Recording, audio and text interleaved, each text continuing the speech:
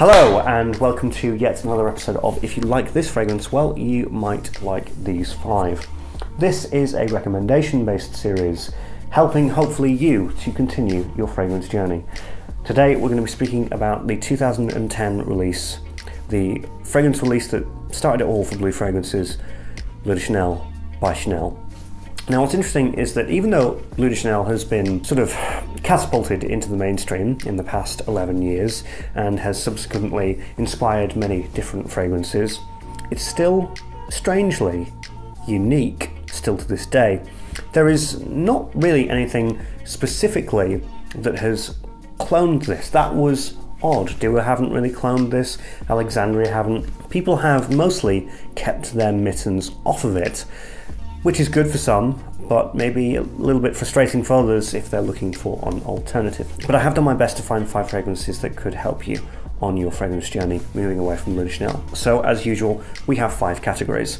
First one, a straight up clone, which has been hard to find, but I have found one. Second one, an alternative with a twist. Third is a note sibling, so we look at the top note or the most prevalent note of Bleu de Chanel and we try and find a sister or brother fragrance that could match it. Fourth is a further adventure, one that you could logically go towards next, and fifth is a wild card fragrance recommendation, which there's a 50-50 chance you'd like it, 50-50 chance you won't. So, as always, be careful. So, a straight up clone, like I said, there actually haven't been that many. But our math have done one. They've called it Shades of Blue. Now, this has been somewhat unreliable to get, but this is the fragrance that people keep talking about on all of the forums and some of the discussion websites. This is the clone that keeps cropping up again and again and again. I've not personally smelt it, so I can't give you first-hand primary research here, but secondary research going, this is the one that everybody keeps talking about. This is the one that continuously gets referenced to as the best or maybe the most significant clone of Bleu de Chanel. An alternative with a twist, this is a bit cheeky, but it's Bleu de Chanel Parfum. To be honest, any excuse to blow the trumpet of Bleu de Chanel Parfum, I'm always there to do so. I think this is a wonderful, criminally underrated fragrance. It's always seen as the worst Bleu de Chanel flanker. I think that's absolute nonsense. This is a more mature, incensey, woody fragrance that still has the best bits of Bleu de Chanel, but the citruses are toned down, and that is the twist here. Some people want to have their cake and eat it, or not have their cake and eat it, whichever one is more appropriate with this metaphor. They wanted a different flanker with Bleu de Chanel Parfum, but when it actually did something different, they were upset with it. I don't understand the rationale with that.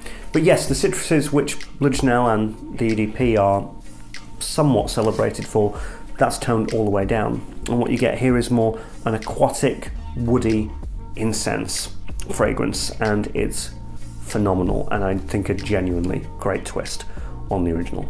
I suppose it's also good to mention Versace Dylan Blue. If you're maybe not interested in going whole hog with the flanker Bleu de Chanel Parfum, sure, check out Dylan Blue. That's got a more youthful, more vibrant energy than Bleu de Chanel, but it's a little bit less sophisticated. Note sibling, there were quite a few notes to go off, but I decided to choose Grapefruit. And with that, I bring to you the greatest grapefruit designer fragrance ever, and that is Guerlain Pampelune. One of the most freshest, succulent grapefruit fragrances you'll ever meet. But some people have really enjoyed it, loved it, thought that it's the bee's knees, such as myself. But some find that tangy, abrasive grapefruit maybe a little bit sickly, and maybe a little bit like cat wee, and a little bit sour. So be careful with Pampelune. Pampelune is not to be trifled with. But if you like it and it likes you, it can be one of the greatest grapefruit fragrances that you've ever smelled. A further adventure would probably be Armani Code Colonia. It has that aquatic blue citrus fruity nature that Bleu de Chanel has, but it also has that Armani Code tonka bean with lashings of leather. It's a very unique fragrance. It has quite a polarized reaction. Some people think it's brilliant, it's the best Armani Code flanker. Some people despise it, think it's the worst Armani Code flanker.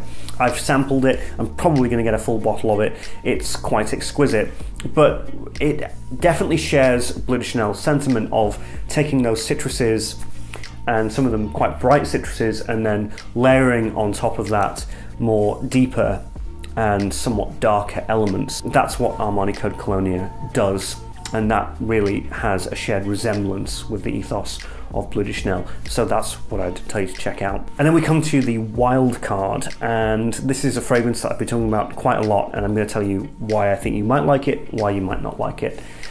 The idea of, again, taking those brighter citruses and then contrasting it with some deeper elements is something that's basically universal about Bleu de Chanel, and that is the type of genre that Bleu de Chanel sort of introduced to the world in 2010. So I've got one that has a very fizzy orange, and then it has a few florals and some woods to dampen it down. But this is more orangey, it's more fizzy, and it's more complicated. This is, of course, Eau de Mauvais by Hermes, which I think is an absolute dream of a fragrance. Very, very complicated, very, very rewarding, and just something special and something else. A very unique fragrance. Not many people compare it to anything. It's somewhat incomparable. It's very unique. And I do feel as though if you have tried Bleu de Chanel and you liked those more citrusy accords, I think you should give this a go. I think everybody should give this a go, to be honest, but yeah, if you like Bleu de Chanel, this is your wildcard selection. So those are my recommendations for you when it comes to Bleu de Chanel, one of the most appealing and popular designer fragrances. I mean, it's Chanel. Chanel usually doesn't go wrong, but with Bleu de Chanel, they literally introduced and brought into a new era of fragrance, and that's pretty impressive. Anyway, if you enjoyed this video and you enjoyed the recommendations, then leave a like, a lovely comment, and hit subscribe. This has been an ongoing series, and it's not going to be stopping anytime soon, so hit the notification bell. You'll be notified every time a new episode comes along. Right then, hope you got all that. I'm the Fragrance Express. Thanks for watching. Bye.